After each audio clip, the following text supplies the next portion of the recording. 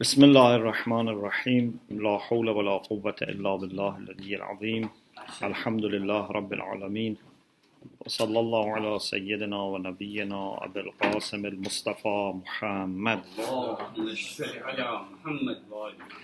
وآله الطيبين الطاهرين لا سيما بقية الله في الأراضين أجل الله تعالى فرجه الشريف.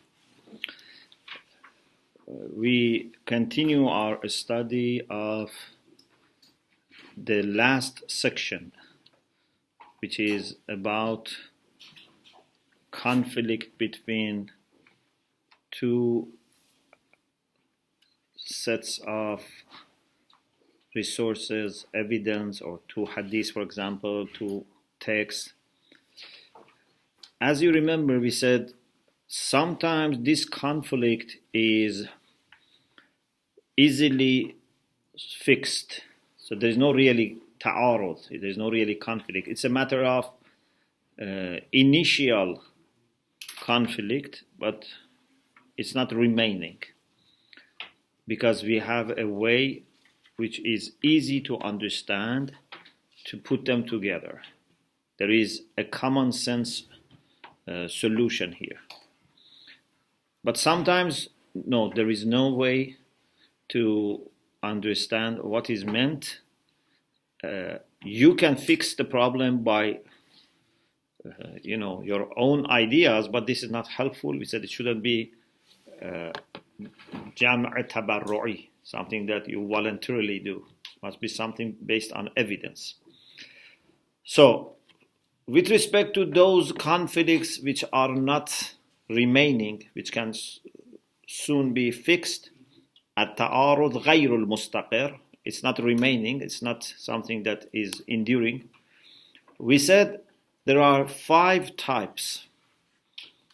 Ulama al-Usul have tried to exhaust them, and they have listed 5 things that you can easily solve the problem of initial conflict.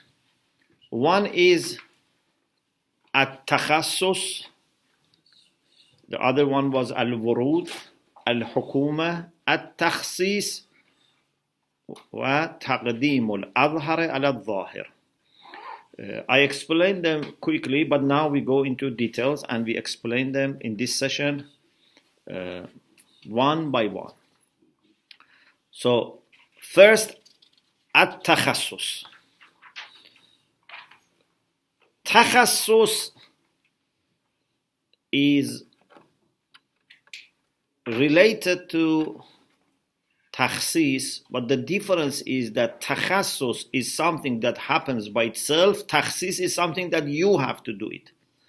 So takhassus means something is out by itself. Takhsis means something was included and you exclude it. Yeah. So takhsis is transitive. Takhassus intransitive. Takhassus is lazim. So, for example, when Shari' says al-khamru haramun, khamr, wine is haram. Then another hadith says al-khallu halalun, vinegar is halal.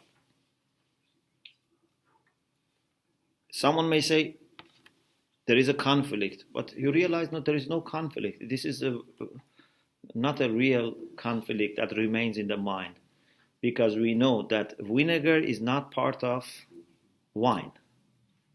Okay, so we say takhassusan is out, means by itself is out. So at-takhassusu huwa khuruju mawdu'i ahad ad-dalilain an mawdu' ad-dalil al-akhar.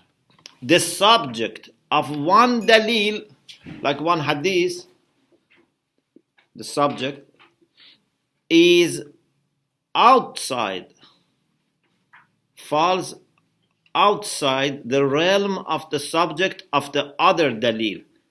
Haqiqatan, really, as a matter of reality, existentially, takwinan. You don't need to do anything. You don't need to intervene as a legislator For example, to have something extra. Al-khamru haramun. This is one dalil. For example, we have a hadith says al-khamru haramun. Wine is haram. Another says al-khallu halalun. Vinegar is halal. So, al-mahmulan, the predicates, what are the predicates? Haram and halal. Yeah? Al-mahmulan, predicates halal and haram. وَإِنْ كَانَا مُتَنَافِيَيْنَ, they are conflicting. One is halal, one is haram. But because they have belonged to two subjects which have nothing to do with each other, there is no problem. Because khal is not included in vinegar, in wine, in khamr. Al-mahmulan wa in kana mutanafiyain walakin at-tanafiya baynahuma badawiyun yazulu bin-nazar ila taghayur al-mawdu'ain. They have a little conflict, but this is initial. It's Badawi means it's initial, and with reflection, nazar, mean by looking at difference between subjects, it's removed. Yazulu means it's removed, it expires, it finishes. That pseudo conflict is just something temporary, something initial, and you realize that two subjects are different, so no problem. Yes. But it seems like there is no conflict.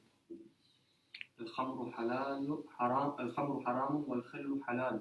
There is no conflict anyway. Yeah. If someone thinks it's a conflict, because, for example, he doesn't know what does khal mean, or thinks maybe khal is part of that, we say no problem. It's just very temporary, very quick, and then goes away. This is the easiest stuff, though. Second, al-wurud. Al-wurud. وهو رفع أحد الدليلين موضوع الدليل الآخر حقيقة لكن بعناية من الشارع. One of the two dalil, one of the two, for example, hadith that you have, removes the subject of the other one really, but not existentially, because of something that Shari, the lawmaker, the legislator, has done. And if it was not because of that intervention of the Shari, this was not sorted out. بحيث لولا means لو لم يكن this inaya from Shari, if Shari was not doing this intervention, the problem was still there. Like what? For example, we have amara and we have usul amaliyah. What is amara? Amara is when you have a dalil that produces dhan, yeah, but that dhan is acceptable. So there is a kind of dhan, it's a kind of probability more than 50%. But for example, it is through khabar wahid. It is through testimony of two witnesses. So this is valid. So Shari' has given validity to this dhan. So this becomes amara. We say it's amara. This amara is stopping execution or implementation of usul amaliyah. For example, قاعدة البراءة قبح العقاب بلا بيان.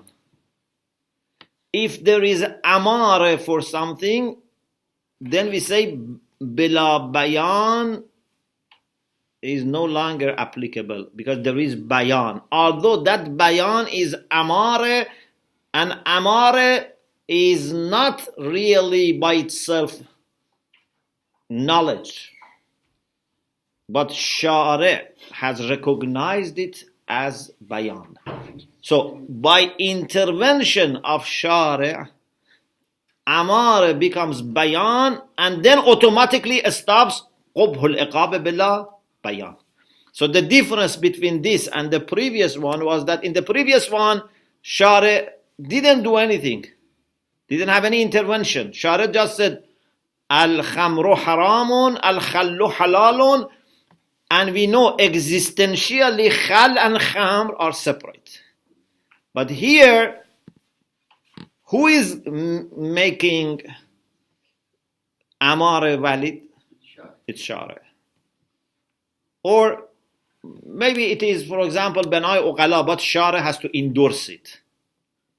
If Shari' endorses also Banai Uqala, that's fine. Like Khabar, if you say Khabar Wahid is accepted by Uqala and Shari' has endorsed it. So please look at the text. If you have questions after that, I will explain. But maybe it will clarify your question. Al-Wurud هو رفع أحد الدليلين موضوع الدليل الآخر. One of the two references removes the subject of the other one. Means doesn't let the other one apply because its subject is finished. But this happens بعناية من الشارع, with intervention. Inaya means Shari' has to do something. With intervention, I translate intervention not because inaya means intervention, means with an action of the Shari', means intervention here. بحيث لولا, had it not been that Shari' is doing something, لما كان له هذا الشأن, the other dalil was not able to remove the subject of this dalil. Okay? It's because of Shari'. كتقدم الأمارة على الأصول العملية. Amara precedes practical principles. Why? Because each of practical principles have a subject. إن لكل من الأصول العملية موضوعا خاصا, has its own subject. الأمارة بعد ثبوت حجيتها بالأدلة القطعية ترفع موضوع تلك الأصول. Amara, after being proved that it is valid, we have decisive. Amara doesn't produce certainty, but we are certain about its validity. Okay? So we have decisive reasons that Amara is valid. So after those proofs that we have, Amara is able to remove the subject of all Usul Amaliyah. Because all of them is based on doubt, shak, and lacking knowledge, lacking bayan. Amara says there is no shak. مثلا موضوع البراءة العقلية هو عدم البيان. The subject for rational exemption is lacking bayan. There is no explanation. قبح العقاب بلا بيان. موضوع الاشتغال الاشتغال اليقيني يستدعي الفراغ اليقيني. What is this subject for قاعدة اشتغال? When there is possibility of punishment. But if Amara says this is what Shari wants from you, then you have no worry about punishment. وموضوع التخيير هو عدم المرجح. There is no مرجح. Amara gives tarjih to some part, to one side.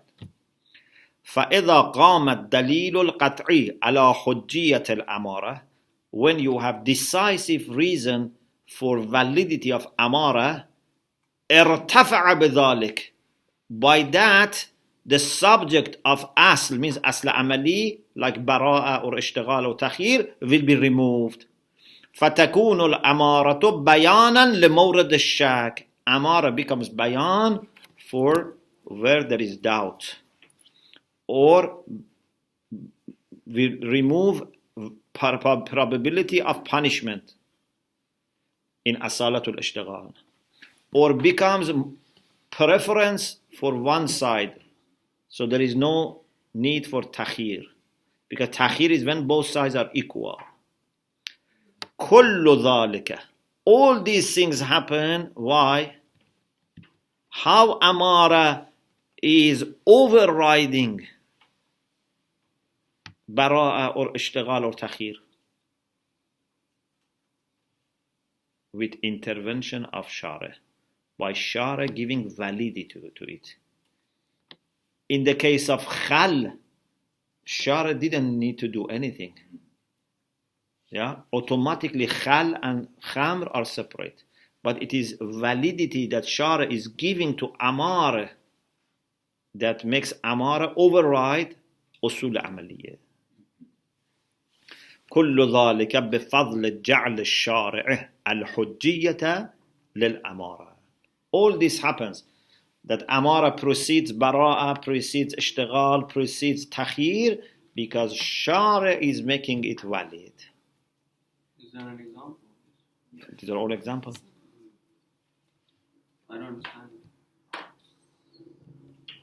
So when there is a hadith which says, for example, khabar wahid, which says that you must do this, you cannot then apply qubhul iqab bila bayan, say, I have no knowledge. We say this khabar wahid is bayan, you have to follow it. Otherwise, there would be no point in validity of khabar wahid. If you are going to always apply bara'ah, so khabar wahid becomes useless. What do you mean by bayan, please? Bayan means explanation. Bayan, yes. Sheikh, I'm surprised that they brought this here, because bayan, like al-amara, is dhanni sudur, and we have a qat'i which makes it valid. But in usul amaliya, you mentioned Dhanni sudur, but its hujjiyah is qat'i. indeed, which is what makes it valid. But in the case of usul amaliya, there is no bayan in the first place. So where is the ta'arud? There is precedence for al-amara over any sort of usul amaliya, because you have a bayan. So where is the ta'arud? Where's the conflict that we're resolving? It seems that usul amaliya are completely irrelevant in this case. Yeah, because one may say, whenever you don't know, you don't have knowledge, then you do bara'ah. We say no. Whenever you don't have knowledge, or whenever you don't have something that shari' recognizes as knowledge. So it's not just having no knowledge. If shari' recognizes as knowledge, that's also fine.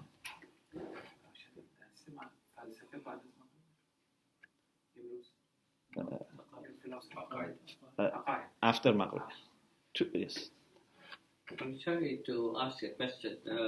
Can you tell us what al-amara means? Amara means, literally means sign. Sign. But we mean by amara those references, those dalils, which are known to be valid, but they don't produce certainty. So their validity is certain, but their indication is not certain. They produce a dhan mu'tabar, valid dhan. Okay? Okay. وبذلك يظهر ورود الأمارة على أصالة الطهارة والحلية. We have أصالة الطهارة, means كل شيء طاهر حتى تعلم أنه قذر. Or أصالة الحلية, كل شيء لك حلال حتى تعرف أنه حرام. Amara precedes this also, overrides this. Why? Because حتى تعلم حتى تعلم really is yaqeen. But by the intervention of shari', amara is accepted also as ilm. So if you have amara, it's also accepted. For example, if two people say that we bear witness that this is the case, then you have to accept it. Or if it is in ahkam, one adil, when he reports something, khabar wahid is hujjah. So you cannot say, I don't have knowledge. You say, yes, you don't have knowledge literally, but technically, practically, Shara has recognized this as knowledge. Okay? So, بذلك يظهر ورود الأمارة على أصالة الطهارة والحلية. أمارة وارد على أصالة means it proceeds, it overrides, it's more, powerful than primordiality of tahara or haliyah. Why? Because asalatul tahara wa asalatul haliyah لأنهما. Huma means what? Huma means asalatul tahara wa asalatul. These two mughayyatun, they have ghaya. What is the ghaya? Hatta. They have ghaya, there is an end. End is to have knowledge. So before you have knowledge, you do this. But when you have knowledge, you cannot say it's halal. كل شيء لك حلال حتى تعلم. So there is an end for it. So both of them are mughayyatun. They are limited by having no knowledge. If you have knowledge, no asalatul hiliyah, no asalatul tahara can help you. Wal muradu minhu. So what is knowledge? Is knowledge 100% yaqeen? No, we said it's not only that. That is knowledge, but Shara says amara is also valid. Al-muradu minhu huwa al-hujjiyatu al-shar'iyyah. Religious proof. Fal-amaratu bima annaha hujjatun shar'iyyah. Because amara is a religious proof, is valid religiously. Dallatun ala husul al-ghaya. So it indicates that the end for asalatul hiliyah has happened, has actualized. The end for asalatul tahara has actualized. Dallatun ala husul al-ghaya. في قوله عليه السلام كل شيء طاهر حتى تعلم أنه قذر وكل شيء حلال حتى تعلم أنه haram. So ta'lam is there. Are you really now in the possession of ilm? No. With the intervention of Shara. Shara accepted amara as ilm. I think it's clear now, yeah? So you understand the difference between wurud and takhassus. Takhassus, like khal and khamr.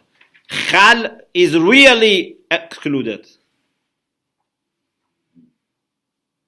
But here, it's not really excluded from ilm or adamul ilm. We understand it through sharia, through Shara's intervention. What is hukuma? Hukuma is something similar to takhsis and similar to wurud, but still different. So it has similarity with takhsis and similarity with wurud. I told you the example. For example, we know that when we want to say our prayer, we should make wuzu. يا أيها الذين آمنوا إذا قمتم إلى الصلاة فاغسلوا وجوهكم وأيديكم إلى المرافق وامسحوا برؤوسكم وأرجلكم إلى الكعبين. This is for what? Salat. إذا قمتم إلى الصلاة. Okay? But then we have a dalil, a hadith for example, which says التواف صلاة. Tawaf is also salat. What does it mean? You have to do wudu. It means that for tawaf also you have to make wudu. So, is tawaf really salat? No. Is tawaf recognized as salat? No. Just Shara wants to tell us you have to treat it in the same way that you treat salat. So he's not saying that tawaf is to be put under title of salat. It's different from amara. Amara becomes really hujjah. Becomes a proof. But tawaf doesn't become salat. Just it's a matter of saying that practically you treat it as you treat salat. And the main difference is, they say, hakim, the dalil, which is hakim, which says at-tawafu salatun, shows it's oversighting, or it's, not oversighting, it's overseeing, or it's reflecting on the other one. Nadhiratun means it's referring to that one. So it's not said in vacuum or separately, independently. It is said as a kind of modification or something to be considered along with the other one. Okay? Shara is aware that you know what you have to do about salat, and then he says, treat this like salat. Al-hukuma. So this hukuma doesn't mean government. It's not the government. The reason they say hukuma is because this dalil is hakimun ala, means this overrides. It's, overriding. أن يكون أحد الدليلين ناظرا إلى الدليل الآخر. One of the two resources that we have, evidence that we have, ناظرا means, if you want to translate literally, means looks at the other one. But this doesn't mean looks at the other one. Means it's referring to other one. Yeah, it tries to clarify something about the other one. وَمُفَسِّرًا لَهُ, as I said, tries to clarify, to interpret the other one. So Shara knows that you know the other one and now wants to explain something about that. فَيُقَدَّمُ عَلَى الْآخَرِ. This one, which is at-tawafu salatun, tries to explain something about the other one and will be given preference over the other one. Why? بحكم أن له تلك الخصوصية, because it has this characteristic that it is interpreting the other one. يسمى الناظر, the dalil which is nadir, which refers to other one, is called hakim, and the other one is called mahkum. Hakim is the one which overrides, the other one is overridden, it's mahkum. He says, look at these examples. Yes. Sheikh, I would have thought that the salah would have been the hakim, because it is actually the stronger one, where this one must refer to. It's a bit surprising that they call the tawaf as hakim over salah. At-tawafu salatun is hakim. Yes, but shouldn't the verse actually be the hakim? Because that verse doesn't talk about this. Yes, but this is being referred to that, as in referred to, so it is sort of under that verse. Yeah. Hakim, but which dalil is taking into account the other one? This one. The other one is silent about tawaf. But this one is not silent about the other one. This one is trying to actually say something about the other one. Yes, it has expressive. It has this expressive property. Yes, exactly. It goes under the hukum of the other one. So why is it called hakim, or over the other one while it is going? Because this expresses the other one, not the vice versa. Yes, I'm just questioning the word hakim. Maybe a different expression should Yeah, so it means this clarifies the other one. Okay, this by itself has 4 types. If someone is not yet confused, hopefully now can get. Okay. So, there are 4 types of hukuma. Okay? We are not talking about politics, not government. Hukuma, as we said, means one dalil is looking at the other one and trying to clarify what the other one means. But the other one is silent about this one. So, sometimes hakim, the dalil which is hakim and overrides, expands the subject. Do you know aqdul wad' and aqdul haml in logic? Aqdul wad', aqdul haml. So when you have subject and predicate, for example, you say Zaydun qa'imun or al-khamru haramun. Zayd subject, qa'im is predicate. Khamr subject, haram predicate. Waz and mawdu and mahmud. So there is something about mawdu, we call it aqdul wad'. There is something about mahmud, we call it aqdul haml. Salam. So sometimes hakim comes to change the situation about subject, sometimes changes the situation about mahmul, predicate. So there are 2 possibilities. Is it trying to tell us something about subject or about predicate? And in each case, is it telling us that we should expand or we should narrow down? Is it tawsi' or tadyiq? So either tawsi' or tadyiq, and then either in subject or predicate, it becomes 4. So hakim either expands or restricts and narrows down. Then this expansion or narrowing down is either about subject or about predicate. So you have 4 types. Okay? So, التصرف في عقد الوضع بتوسيع. A kind of manipulation. Manipulation not in a bad sense. Manipulation can be used in a good sense, yeah? You manipulate means you change. In English, cannot be said in good sense? You can, yeah? So you change it, you intervene on the side of subject, but بتوسيعه. You expand, you extend the scope of subject.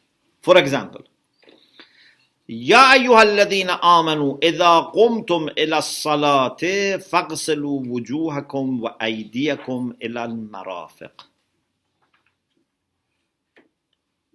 So this is all about salat. So it says for salat you have to make wuzu.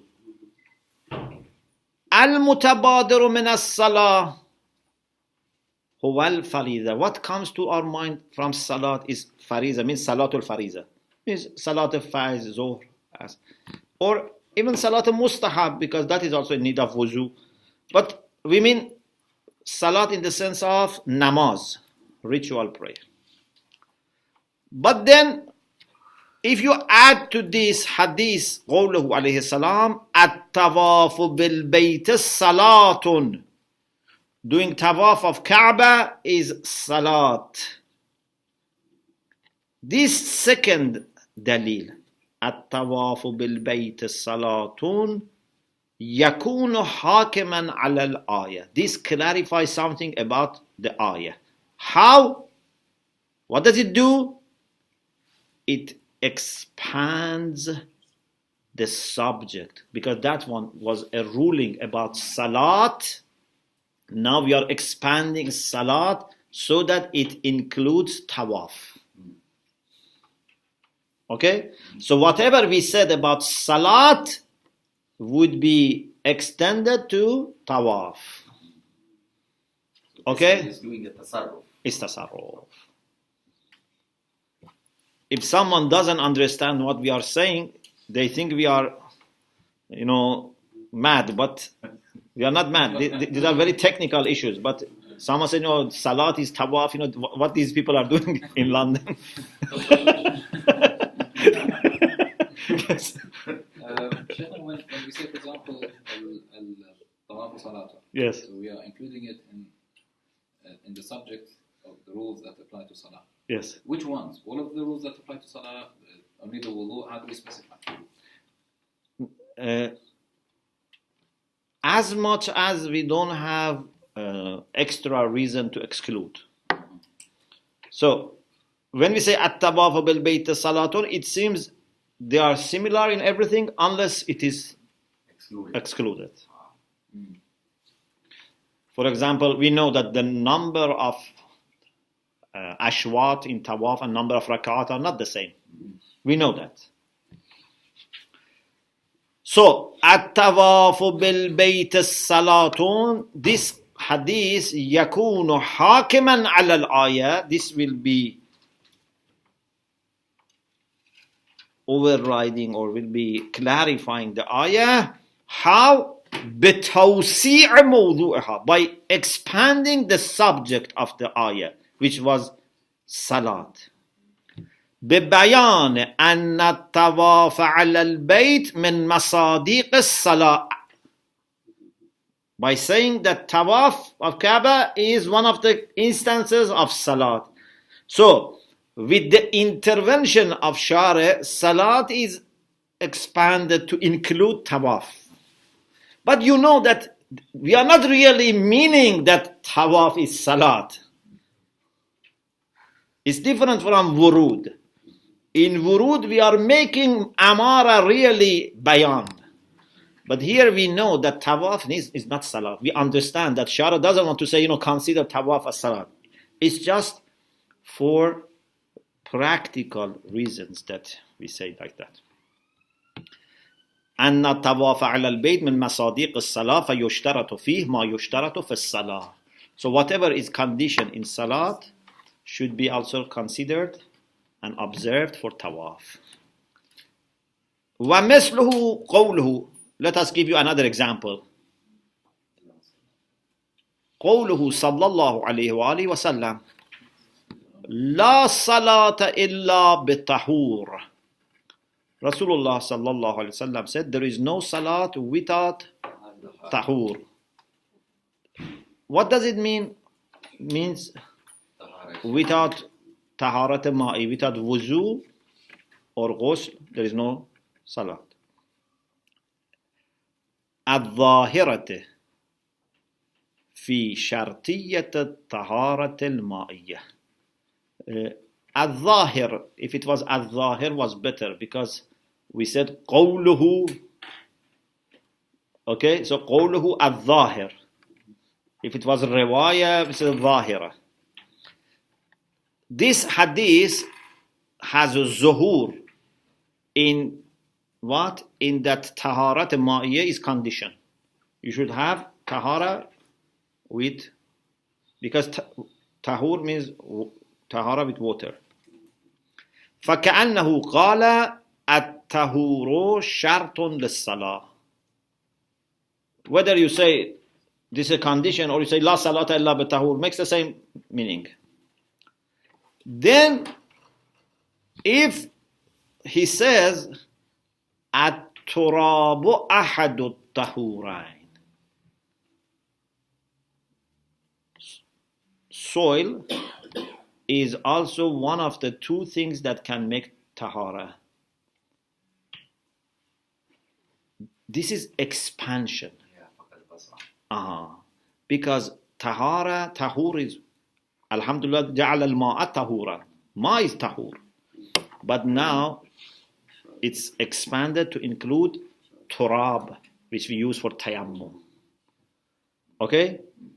فَإِذَا قَالَ, if he says التراب أحد الطهورين فقد وسع الموضوع, he has expanded the subject which is tahur إلى الطهارة الترابية, to include tahara which is done by soil, means tayammum.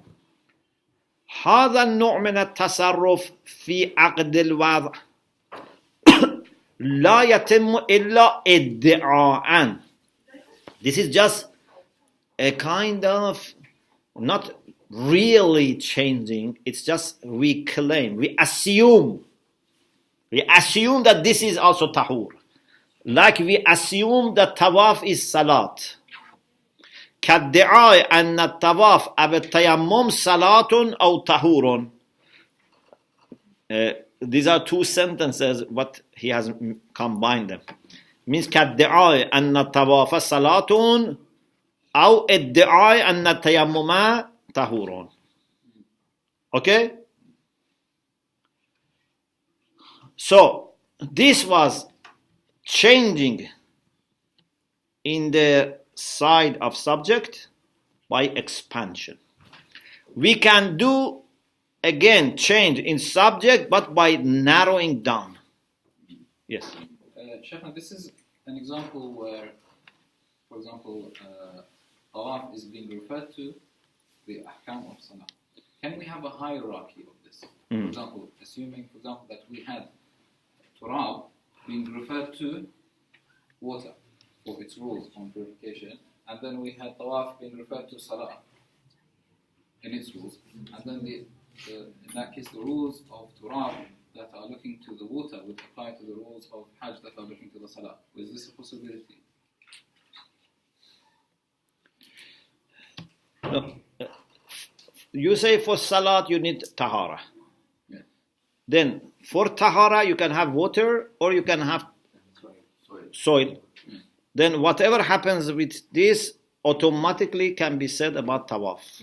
So even if turab was being made as a hukuma over water, the end result would be that because these are tahur, then they apply to hajj as well in this case. Yes.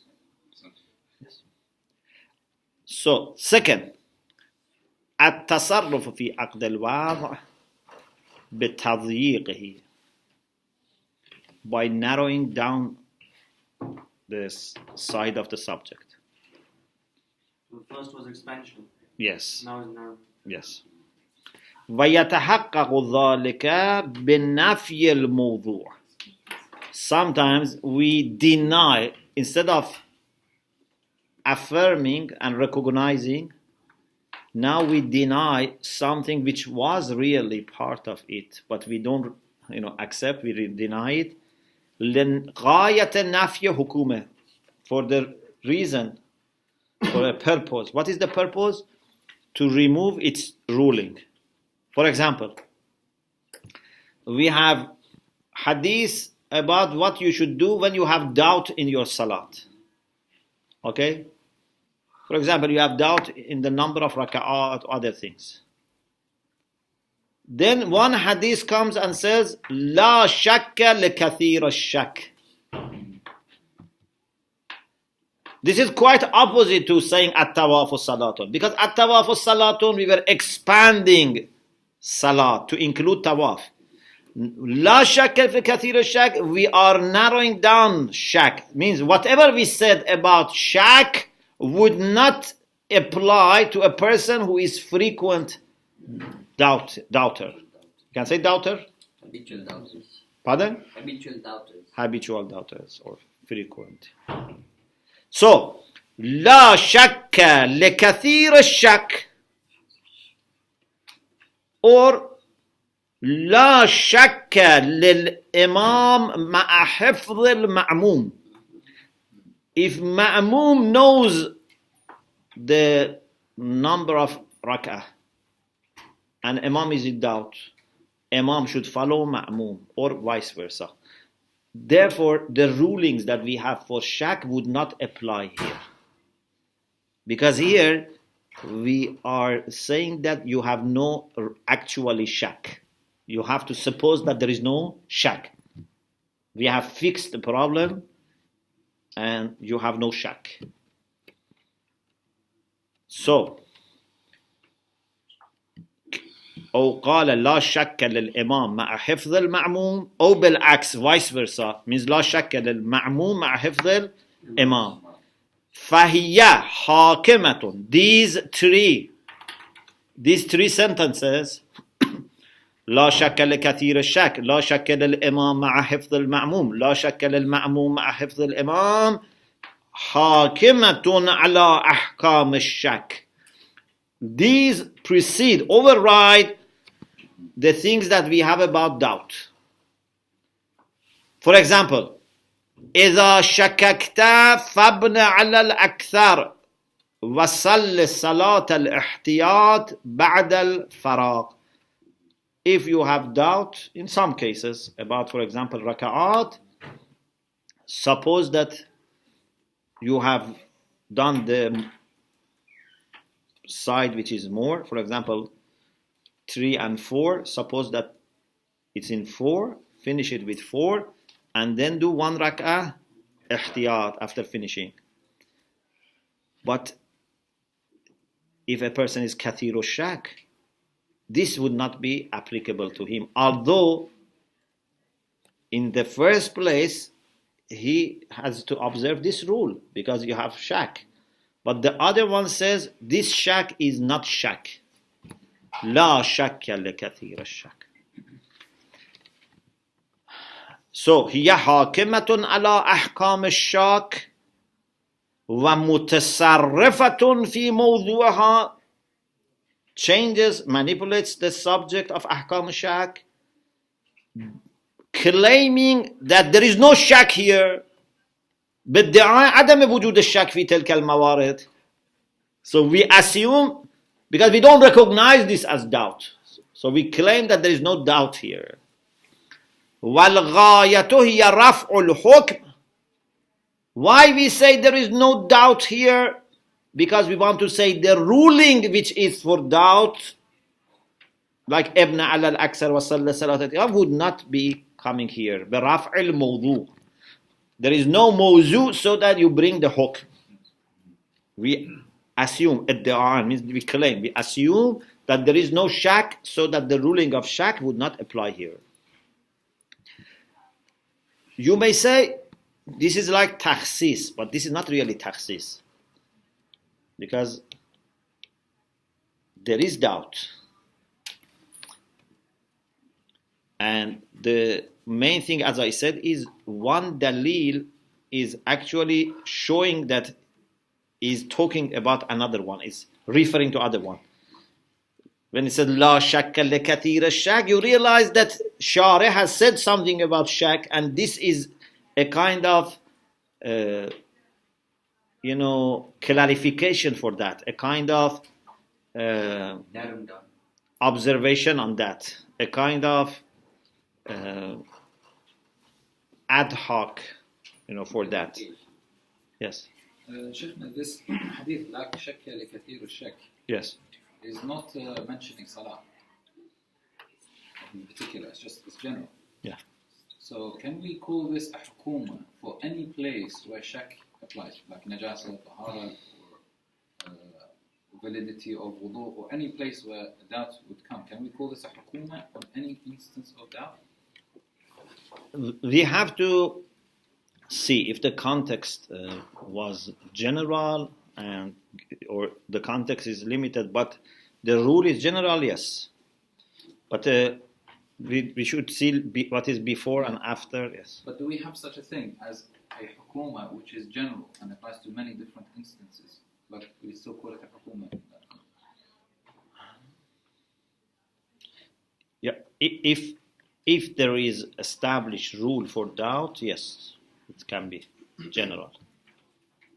But normally what we have is we have for salat, maybe for tawaf, some a'mal of hajj, but not for everything unless it becomes waswas, because waswas is more than kathiru shak. Mm-hmm. Kathiru shak means someone that, for example, in 3 successive salat, make doubt. Or make so much doubt that people say, but waswas is more severe. But in the case like this, where, for example, la shakka li kathir shak, yeah, if we want to take this, for example, about tahara, or like Waswasi, as you said, would that not be considered like takhsis? Or like some other type of tabat? No, it's not takhsis. Because it's clear, it says la shakka la kathir shak. It says kathir shak. Then it says la shak. It's clear that it wants to say just ignore it. Don't recognize it. مع أن هذه الأمثلة تشبه التخصيص. These examples resemble, they look like exclusion, but what distinguishes between them and تخصيص يميزها means يميز هذه الأمثلة عنه means عن التخصيص. What distinguishes this from تخصيص is أن لسانها لسان النظارة إلى الدليل الآخر. Its lisan means its language, its way of expression. Lisan means tongue or language, but here means the way of expression. Is nidara ila means it is related, it's referring to the other one. Okay?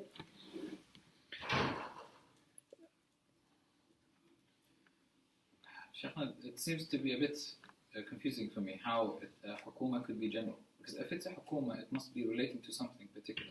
Like as we said, like tawaf is being referred to salah. Now, لا شك لكثير الشك, and then we have, for example, لا شك الإمام مع حفظ المأمون. Shak could be in any ibadah, or even any transaction or anything. Yeah. So how do we take this as something referring to so many different things? If we have text from hadith that talks about shak, this can refer to those texts. But as I said, first you have to make sure that this is only for salat or it is general. But if it is general, then everything that Shara has said, this would be clarifying all of them. 3. Now we want to change Aqdul Haml. Sorry, what's the difference with the lisan? You were explaining the lisan. What's the difference between takhsis and this one? So in takhsis, you are not reinterpreting anything. You are not giving a new meaning in takhsis. Okay. But in hukuma, you are reinterpreting, giving another meaning. You do some manipulation. Okay. Either you make it wasi or you make it narrow. Yes. So far we gave you 2 examples for subject, to expand or to narrow down. Now we go to Aqdul Amr, to the side of the predicate. Okay? First, to expand. For example, إذا قال, suppose the Shara says ثوب المصلي يلزم أن يكون طاهرا. The dress, the clothes of someone who says prayer must be clean. And then he says كل شيء طاهر حتى تعلم أنه قذر. Everything is clean unless you, or till you, it is, you know that it is dirty. So when he says the dress has to be clean, you think it means really clean. But when he says كل شيء طاهر حتى تعلم, you realize that it's not really clean only. Something that you assume it is clean also, it's enough. Yeah? So for example, a dress that by the help of istishab or bara'ah is clean. So can you say this is really tahir? No. But Shara accepts that. فقد وسع متعلق الحكم إلى الطهارة الثابتة حتى بالأصل. Shara has expanded the predicate to include even tahara which is established by asl amali. So even if it is not real tahara, it is enough if you can prove it by asl amali. So this is expansion. But then we may narrow down. التصرف في عقد الحمل بتضييقه, by narrowing down. For example, Allah subhanahu wa ta'ala says in the Quran, وَمَا جَعَلَ عَلَيْكُمْ فِي الدِّينِ مِنْ حَرَجٍ. Allah has not legislated anything in Sharia which would be not tolerable, something which is beyond your capacity. You cannot cope with it. فإنها بحكم نظرها إلى الأحكام الشرعية المترتبة على العناوين الأولية تضيق محمولاتها ويخصصها بغير صورة الحرج. I need a little bit of your attention. When we say ما جعل عليكم في الدين من حرج, ulama say that this is not rejecting those ahkam which in themselves include difficulties. Like jihad. Jihad is not eating cake. So if someone says ما جعل عليكم في الدين من حرج, shows that there is no such thing as jihad in Islam. Or even Hajj. Nowadays, or in the past, even was more difficult. Sometimes they used to travel few months to do Hajj. So, we are not talking about those ahkam that in their very legislation they involved some difficulties. ما جعل عليكم في الدين من حرج is about those ahkam that in ordinary cases they are easy to do. But in exceptional cases, they become extraordinarily difficult. For example, salat is okay, normally.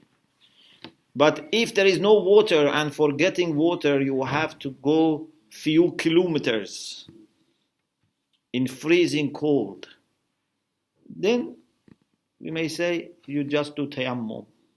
You don't need, in the middle of the night, walk few kilometers in snow and get water if there is no other way.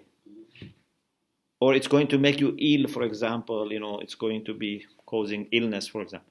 So, they say, Nafyul Haraj is for those rulings that in their own legislation there is no haraj, but it is my case that may involve haraj.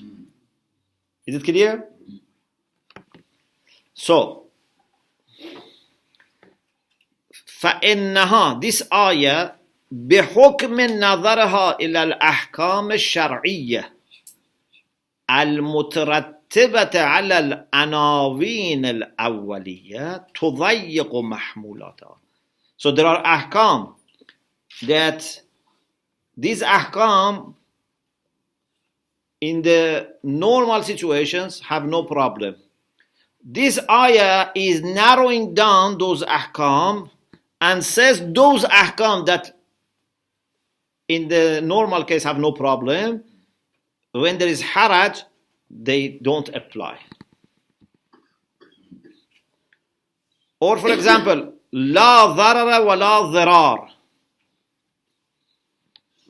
We have قاعدة لا ضرر is similar to this, for example, thing that we said about wuzu. You can do it for other things.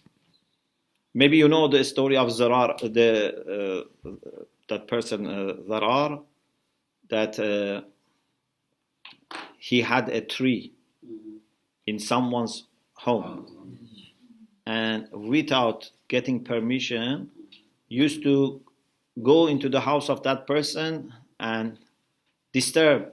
And he had family, wife, daughters, maybe, So he was saying, I don't need to get permission. I can come any time to go and see my tree.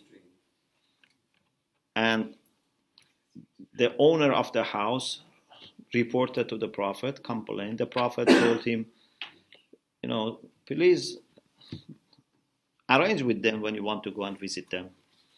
And he was not listening. Even Rasulullah said, I promise you a tree in heaven instead of this. He didn't accept. So Rasulullah said, take the tree, uproot it, and give it to him. La dharara wa la dharara fil Islam. So although private property is recognized, but when it leads to cases that it's harming other people, you cannot misuse your right. Okay? Of course, this is one of the very important rules in fiqh, and it has lots of discussions, because if you are not careful about it, then many other rulings can be stopped. And also, at the same time, this is something that has great power to solve practical problems. So you have to, for example, imagine there is a legitimate government and needs to expand a street. And some people who have houses there, they say, we don't sell our house. They want to give them fair price, even more price, but they say, we don't want to sell our house. Does a legitimate government have the right to say, we give you money, we give you even more, but if you don't, then we have to just ask you to leave? So there are many issues like this that this rule can be used. So what happens here is that this is like la dharar wa la dharar bin nisba ila sa'ir al-ahkam. So for wuzu and the issue of tahara, we can use ma ja'ala alaykum fi ad-din min haraj. We have other, also la dharar wa la dharar for other rulings. Basically what happens is that we say the scope of the ruling is to be narrowed down to where there is no dharar or where there is no haraj. You are doing tadyiq. Okay? You are not doing tadyiq in the side of the subject. You are not doing anything about wuzu, for example. You are doing tadyiq about the wujub of wuzu with water. Do you understand? So, وَلْيُعْلَمْ. وَلْيُعْلَمْ means it should be known. Yeah? وَلْيُعْلَمْ. أَنَّ مُقَوِّمَ الْحُكُومَةِ. What constitutes hukuma is اتخاذ الدليل لنفسه موقف الشرح والتبيين. The dalil, which is hakim, takes a kind of expressive situation, assumes that I am trying to clarify something else. It puts itself in a position that is looking at something else and clarifying something else. Do you understand? فَتَكُونُ النَّتِيجَةِ. The result is then إما تصرفا في عقد الوضع أو الحمل. Either we are manipulating in the side of subject or the side of the predicate, and in both cases either we are doing expansion or narrowing down. إما بالتوسيع أو بالتضييق. But having said all this, which of these four are about the issue of ta'aruz?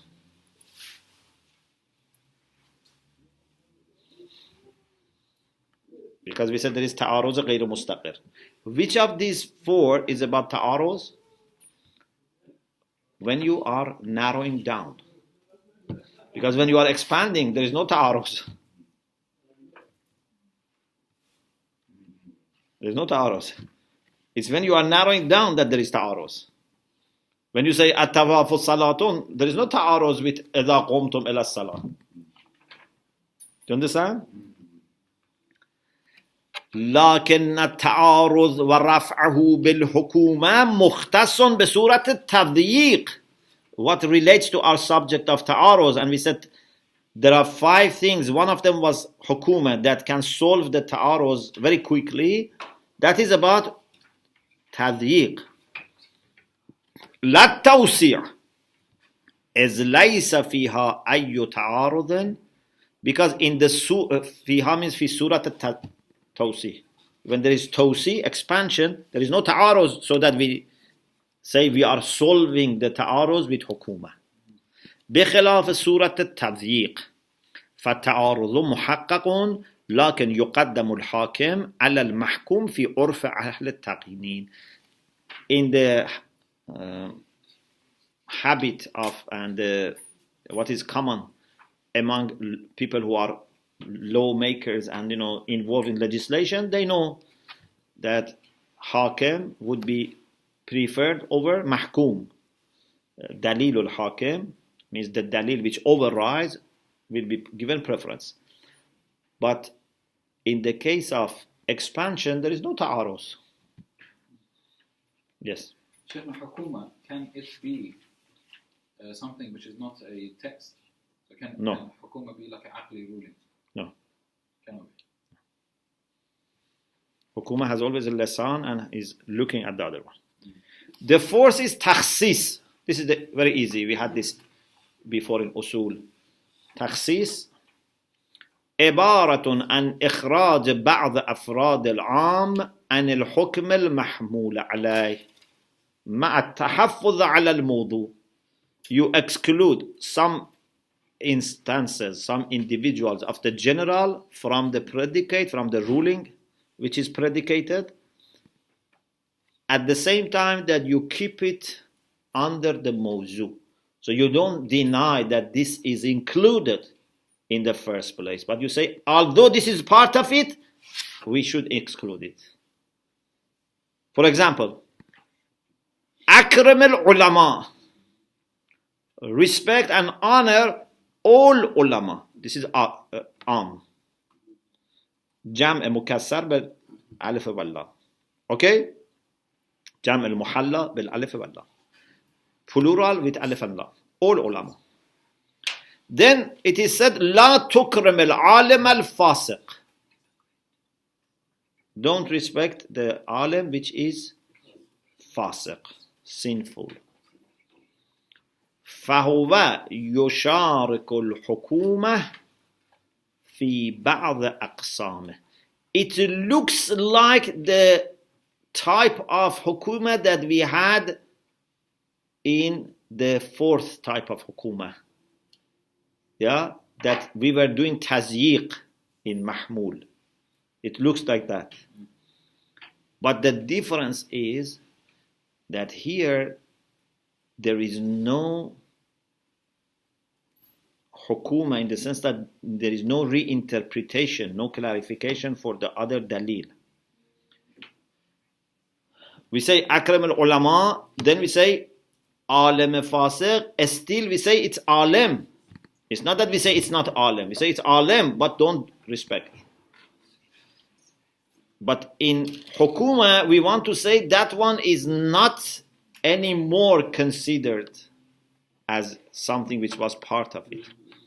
So, لَكِنَّهُ يُفَارِقُهُ. The difference between and the fourth type of hukuma is بأن اللسان التخصيص هو رفع الحكم عن بعض أفراد الموضوع ابتداءً. We want to say that hukm is removed from some cases, some instances. We don't have anything further. من دون أن يكون لسانه لسان النظارة. It's not that one is looking at the other and referring to the other. بخلاف الحكومة فإن لسانها لسان النظر إلى محمول or موضوع. In hukuma, this has expressive manner and is looking at the subject or predicate of the other one. ولذلك ربما يقال بأنه لو لم يرد من الشارع حكم في المحكوم لم يكن للدليل الحاكم مجال. Therefore, some people have said, because Hakim, the Dalil which Hakim is looking at the other one, if the other one didn't exist, there was no point for having this. Because interpretation is in need of something to interpret. If what is to be interpreted is not there, there was no need for interpretation. But takhsis is not like that. Takhsis could exist by itself. لا تكرم العالم الفاسق. No problem. Yes. So, Shaykhna, in the case where the hukuma is general, like you ignore the shak of the shakkak, for example, then the other one that we're talking about, if it didn't exist, is a whole range of ahkam. But if they didn't exist, then this one wouldn't make any sense, right? Yeah. Yeah. So if we didn't have any ruling about doubt, there was no point in saying la shak the kathir shak. Yeah. If there was no ruling about doubt. 5. This is the 5th type of ta'arud غير مستقر. Yeah. When there is jama urfi. تقديم الأظهر على الظاهر. Something that is stronger in its ma'naya zahiri. Its zuhur is more than the other one. إذا عد أحد الدليلين قرينة على التصرف في الآخر. When one of the two reasons is considered as evidence to change the other one. تصرف في الآخر. So one of them is evidence giving you right to change the other one.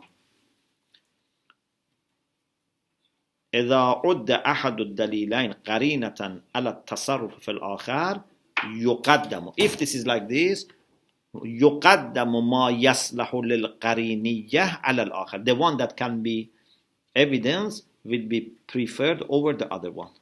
So you have two dalil, they look conflicting, but one of them can be evidence for the other.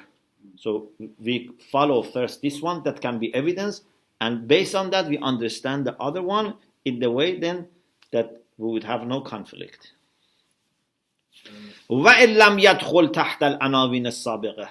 Because even the previous ones also can be like تَقْدِيمُ الْأَظْهَرِ عَلَى الظَّاهِرِ. Yeah? But anything that does not fall under those 4, but still can be considered as something that is evidence for the other one. هذا ما يسمى بتقديم الأظهر على الظاهر ولأجل التعرف على الأظهر والظاهر نذكر أمثلة. So that you are familiar, we give you some examples. Yes, you have a question? It must be able to change the other one, but not completely cancel it out. Otherwise, it would be real conflict. Yes. Right? Yes. Only modifies a section of it. Yes. It should leave something, considerable there. First, you remember Am and Khas, Mutlaq and Muqayyad. Okay? Now, if you have a case that there is a conflict, initial conflict, and there are two kind of options. Either to do takhsis for Am or taqyid for mutlaq. In other words, one side of initial conflict is an Am that should be narrowed down. Another side is mutlaq, which should be muqayyad, modified. Which one prefers? You prefer. Which one Shara prefers? So he says, دوران الأمر بين تخصيص العام وتقييد المطلق. So you have عام and مطلق, and you have either to do تخصيص of عام or تقييد of مطلق. You remember مطلق and عام? عام is when generality is known from text. مطلق is when generality is known from مقدمات الحكمة. You remember? إذا دار الأمر بين تخصيص العام وتقييد المطلق. Either you have to exclude something from عام and limit عام, or exclude something from mutlaq and modify mutlaq. For example, Mawla says, أكرم العلماء.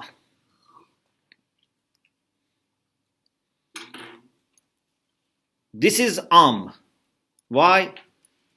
Because الجمع المحلى بالألف واللام يدل على العموم.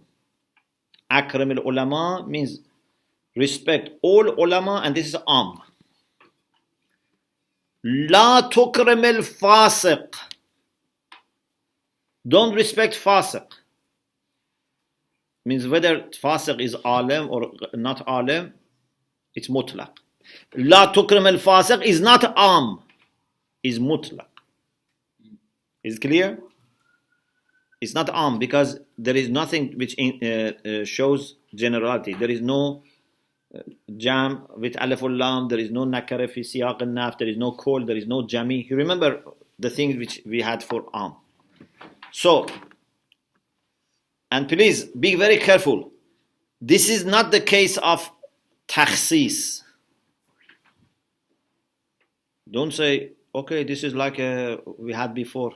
No, it didn't say la tukrim al-fasiqa min al-ulama or fusaqa min al-ulama. It just says la tukrim al-fasiq. It's umum khususan min wajh.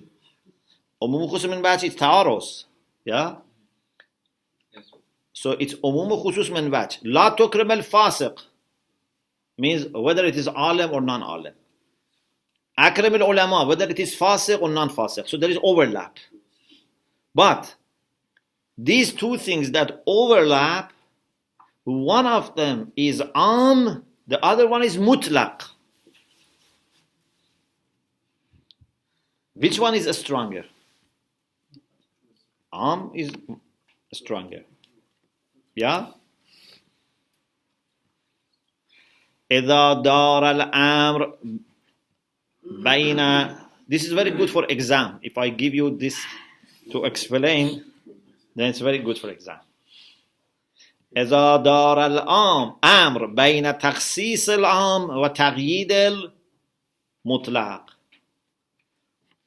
The choice that you have is to either do تخصيص of عام or تقييد of مطلق. كما إذا قال المولى أكرم العلماء ثم قال لا تكرم الفاسق. Al-ulama is because there is jam with alif ul-lam. لا تكرم الفاسق is mutlaq because there is no dalil of umum in the lafz. Muqaddamatul Hikmah says that Shari was able to narrow it down, and he was in maqam bayan, and still he has not narrowed down, so it shows that he meant general. فدار أمر العالم الفاسق. This is where they overlap. Al-alim al-fasiq is where both of them apply.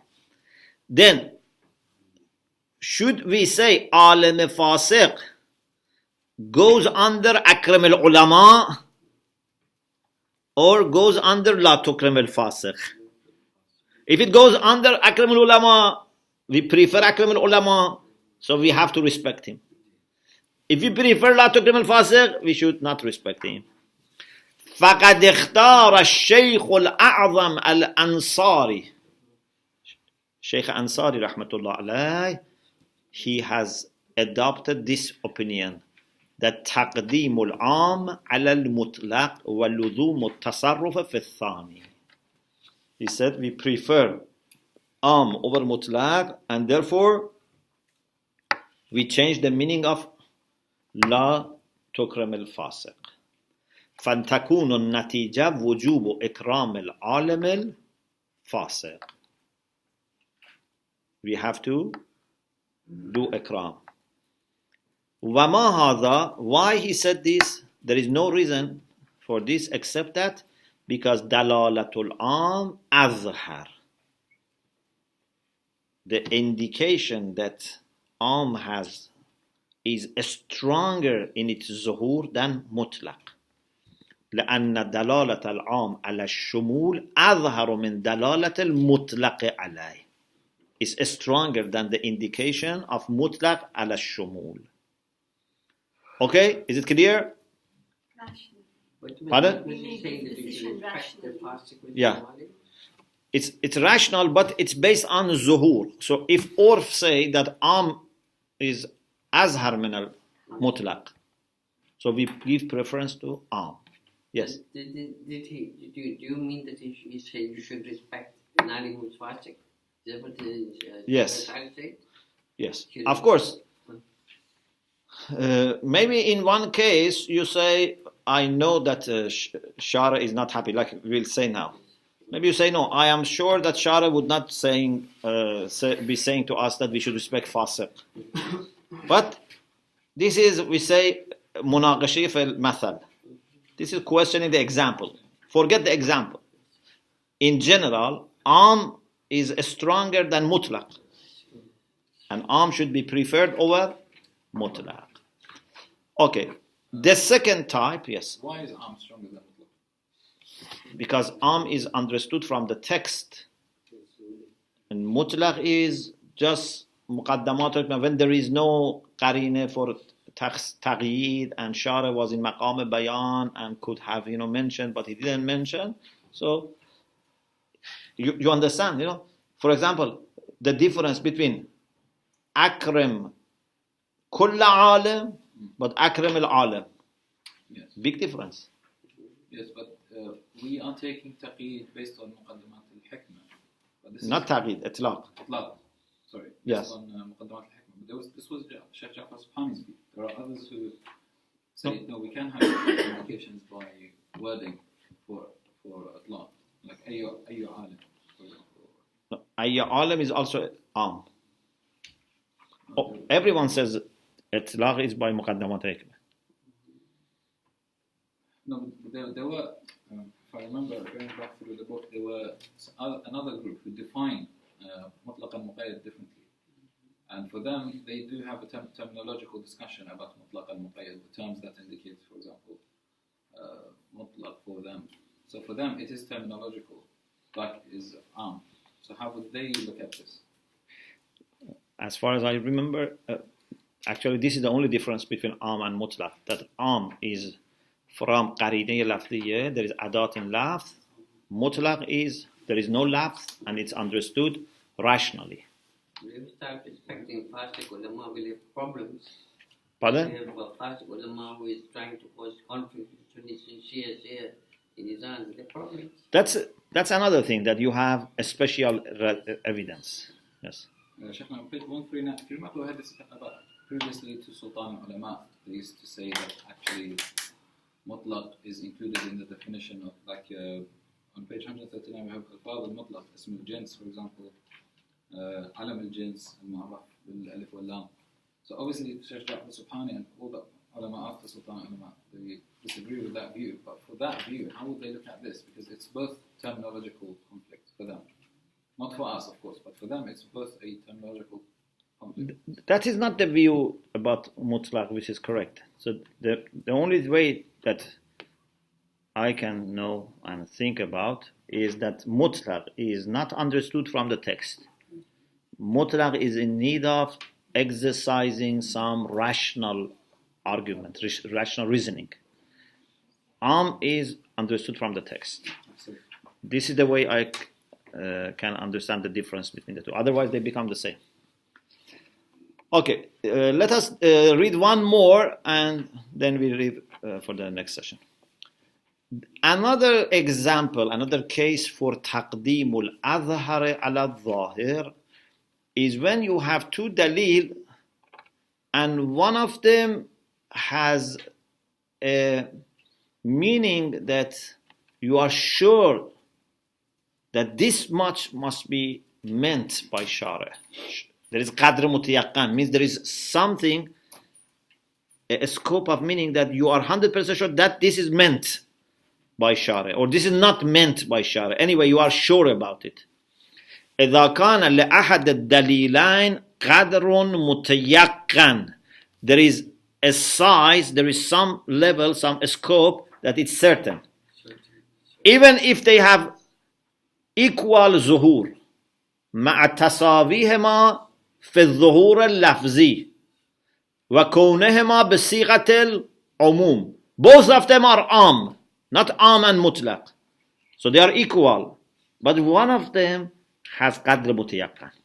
For example, أكرم العلماء is am.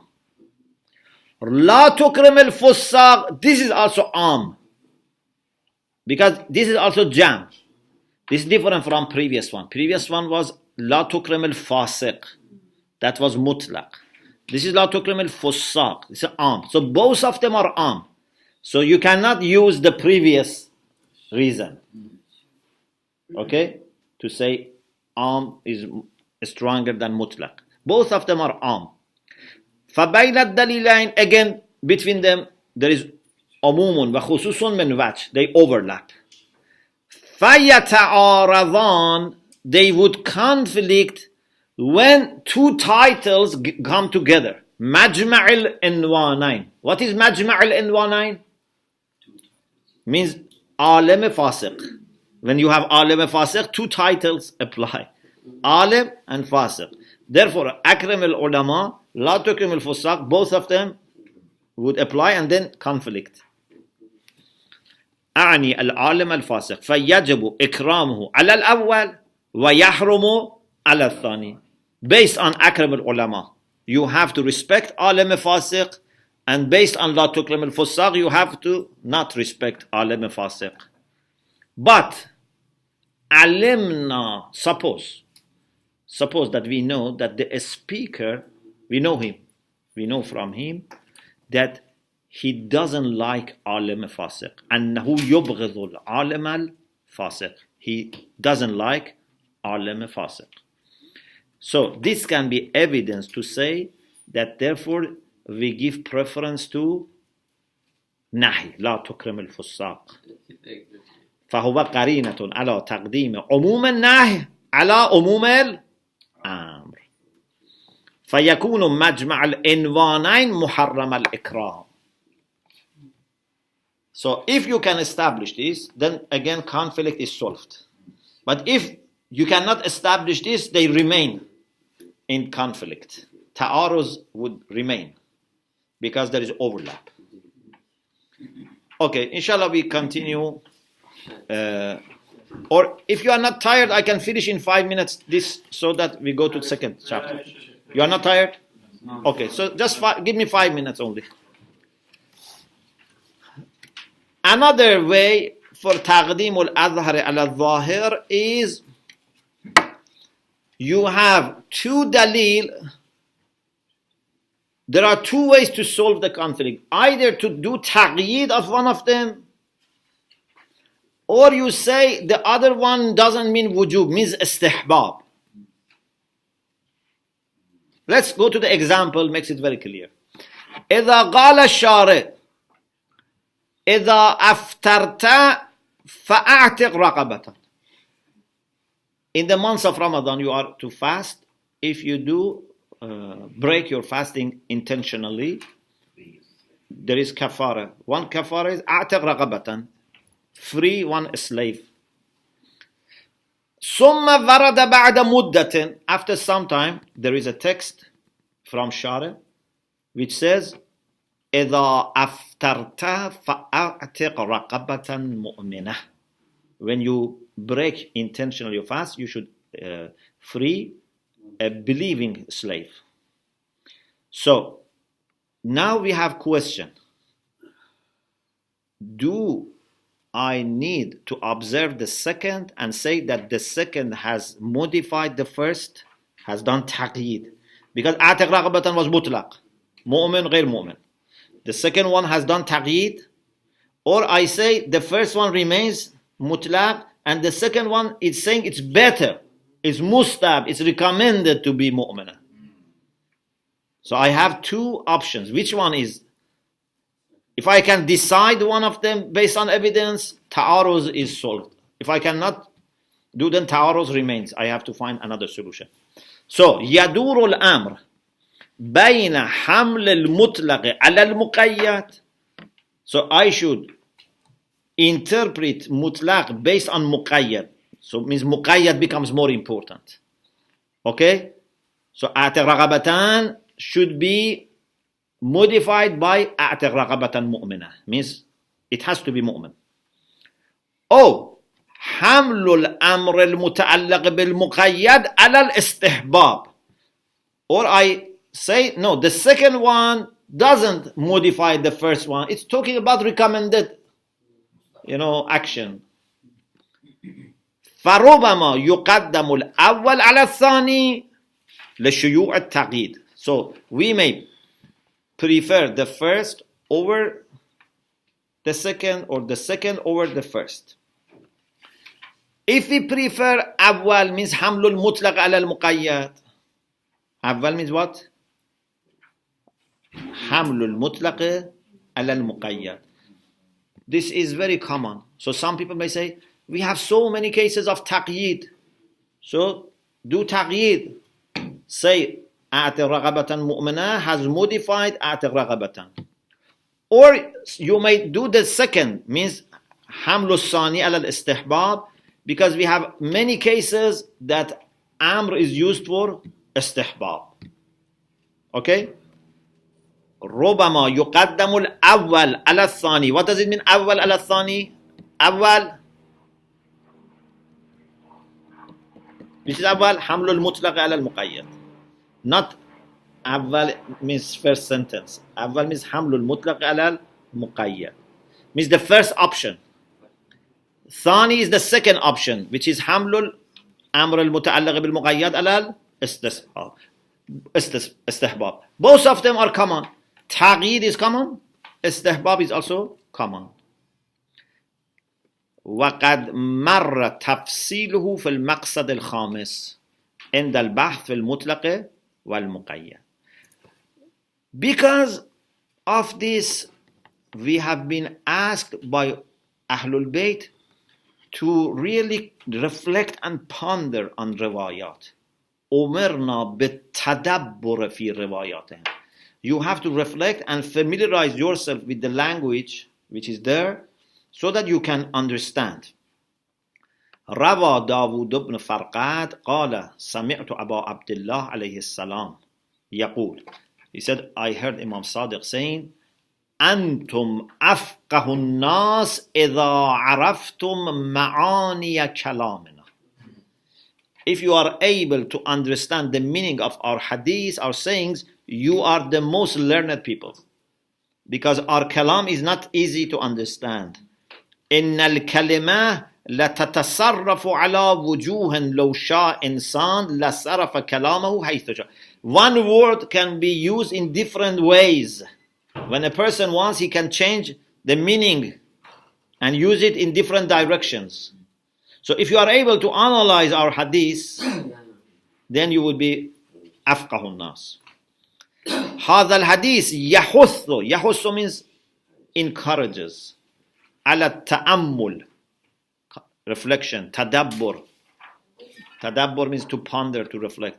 في الأحاديث المروية, those hadiths which have been narrated, you should reflect on them. حيث حتى لا يتسرع السامع باتهامها بالتعارض. You must not rush and say there is conflict. بمجرد السماع, as soon as you hear two things that they don't match, you say there is conflict. Do not tadabbur, without doing real contemplation and pondering. Maybe after thinking you find a solution, you find an evidence. فَتَلَخَّصَ. So the summary of what we said is أَنَّ التَّنَافِيَ غَيْرَ الْمُسْتَقِرِ يَرْتَفِعُ بِأَحَدِ الْأُمُورِ الْخَمْسَةِ. التي أشرنا عليها. Conflict, which is initial, which is not remaining, will be removed by one of the 5 things which we mentioned. التخصص, الورود, الحكومة, التخصيص, تقديم الأظهر على الظاهر. Now we should talk about التنافي المستقر. This is what remains, and inshallah you have to wait till next session and next week inshallah. وهو الذي نبحث عنه في الفصل التالي. Inshallah in the next chapter we will talk about this. Alhamdulillah Rabbil Alameen.